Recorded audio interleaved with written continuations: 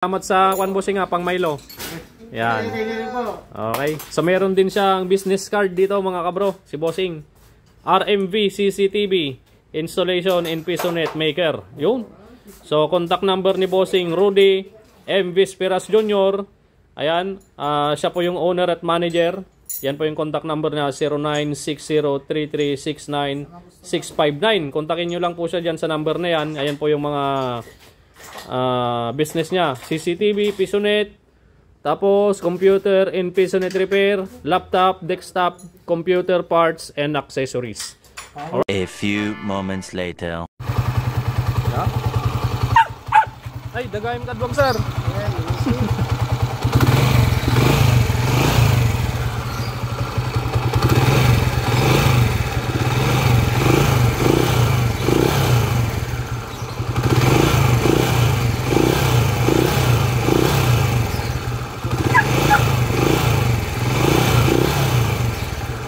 Nagas pangandarnan, nagas pangon. Ang piso na dati Drag-dragging. Nog primera. Palamisan na lang Bossing tawa. Ayun si Bossing, good morning from Santa Barbara, Pangasinan. At kay Donya nandun. Tatago si Donya. Yeah, palamisan tayo lang Bossing ha. Alright. Ito pa si Bossing from Kuya po. Nako. Mukhang malala tong makina niya boss ha. Connecting rod.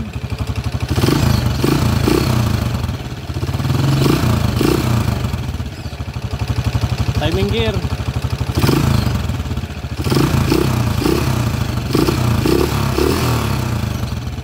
Karo.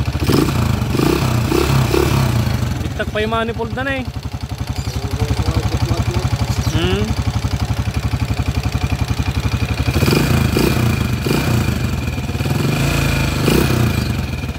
Alright.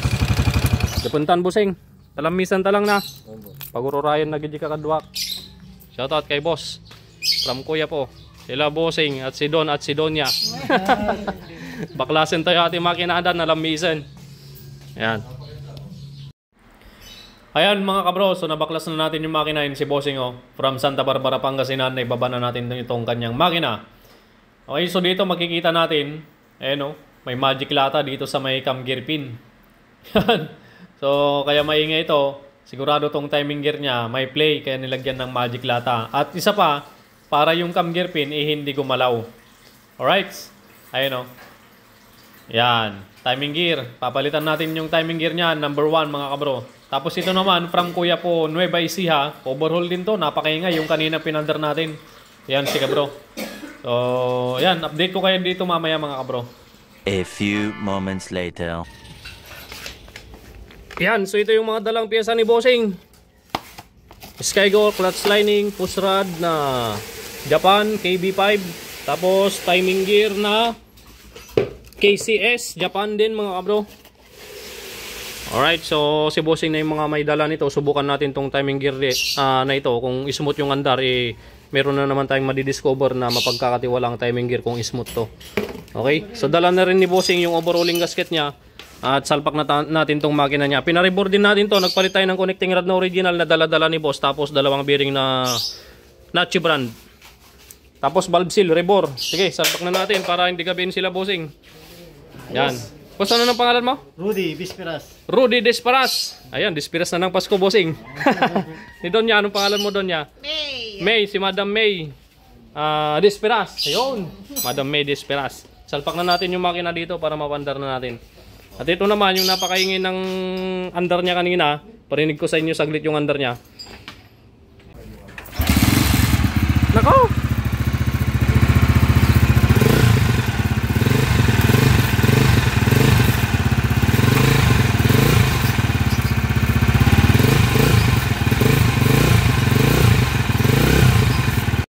Ayun, so narinig niyo yung andar niya mga kabro. So timing gear issue nito mga kabro. Yan sabi ni Bossing, biglang tumirik yung motor niya, sinisipa niya. wala na, hindi niya maramdaman yung compression, malambot na. Yun pala, nung pagkabukas ng cylinder head, yung takip, putol na yung push rod, kaya ito yung nangyari sa push rod niya. Nasaan na yung kalahati niya pare? Hey brother. Natanggal yung ulo ng push rod, tapos naputol pa yung push rod niya. Kaya yung nangyari dito, yung mga putol at bulitas yung ulo ng push rod, kinain ng timing gear at cam gear. Ayan, ito yung cam gear niya nabungalan na. Tapos yung timing gear, ayan, brungol. Okay, palitan ng timing gear yan, tapos pandarin na lang ulit. Okay, so dito naman yung motor ni Bossing from Kuya po.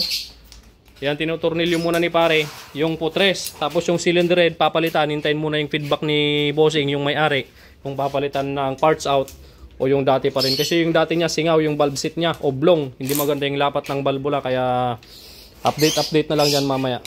Okay, habang dito nagsha-shower ng kwan, gasolina. Yung lighter mo nga labo.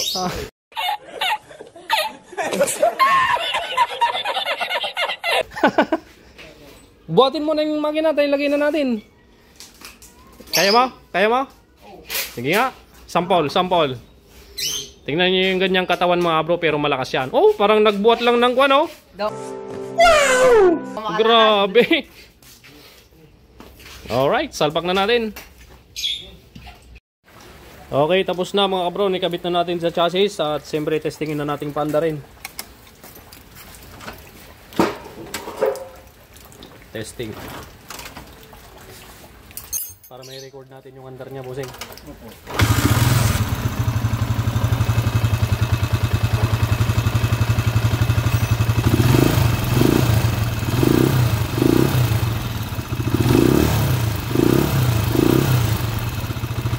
Maingay.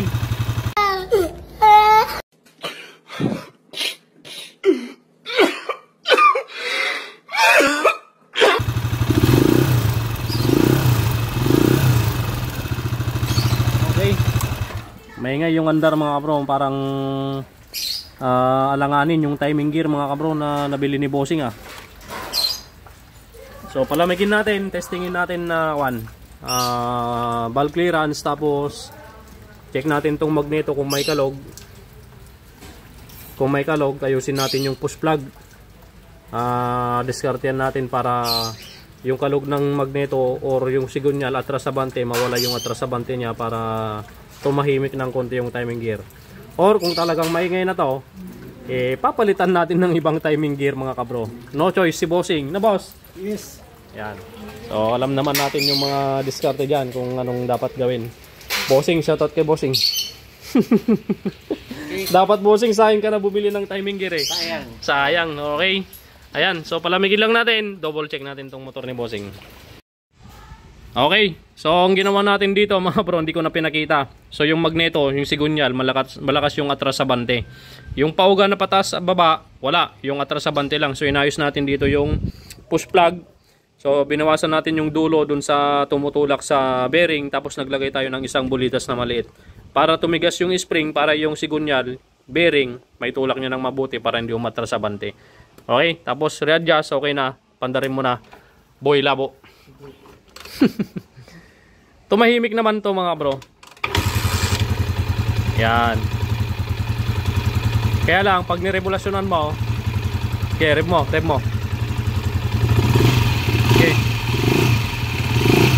Okay. Up. Ayun, so maririnig natin may konting halinghing yung timing gear. Okay? So sabi ni Bossing, pansamantala lang naman yan. Poging-pogi si Bossing. Okay? Si Madam naman ay gandang-ganda. Alright, so yun lang naging issue nito, timing gear. Yung nabili ni Bossing medyo may ingay. Di bale, pansamantala lang. Sa susunod, papalitan din natin yan. Hindi satisfied. Dito na lang po kayo. Yan. Salamat Bossing from Santa Barbara, Pangasinan. Okay na. Bossing, takpan mo yung tambutso. Tambutso, takpan mo nga. Ayun o. Smooth. Kaya lang pag nirebulasyonan natin. Yun. Sabi niya yung timing gear. Okay na Bossing. Yan. Salamat. Pansamantala lang yan. Pansamantala lang sabi ni Bossing, dahil sa susunod palitan natin. Tapos yung motor star na kinabit natin dito, napaka-smooth. Pandarin mo nga to labo. Kick mo. Okay, walang battery, mahina. Yan. You know? Yan, smooth. So kaya lang, last na yan. Last na yung motor star na kinabit natin dyan. Mag-order na naman tayo. Si bossing hindi nakaabot. Bali sa susunod. Yan.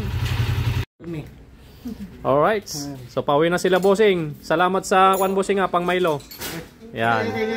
Okay. So meron din siyang business card dito mga kabro. Si bossing. RMV CCTV installation and PisoNet maker. Yun. So contact number ni bossing Rudy M. Visperas Jr. Ayan. Siya po yung owner at manager. Yan po yung contact number niya, 09603369-659. Kontakin nyo lang po siya dyan sa number na yan. Ayan po yung mga business niya. CCTV, PisoNet, tapos computer and PisoNet repair, laptop, desktop, computer parts, and accessories. Alright? Powered by bossing Rudy Visperas and Cabro Mechanics.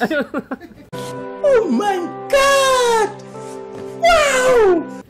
Salamat bossing ha, Galwan. Salamat, ingat po. Madam ha. Okay. Iyon. Sige pa, isa pa. Iyon. Alright. Mga bossing, madam, ingat.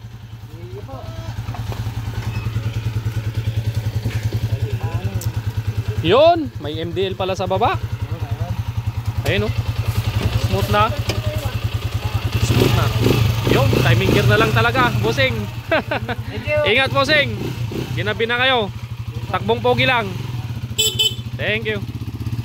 Alright. So see you again next video mga bro. Maraming salamat po sa inyong pagsubaybay sa ating mga video at sa ating pagmimekaniko kasama ang Team Cabro. See you again next video. God bless you all.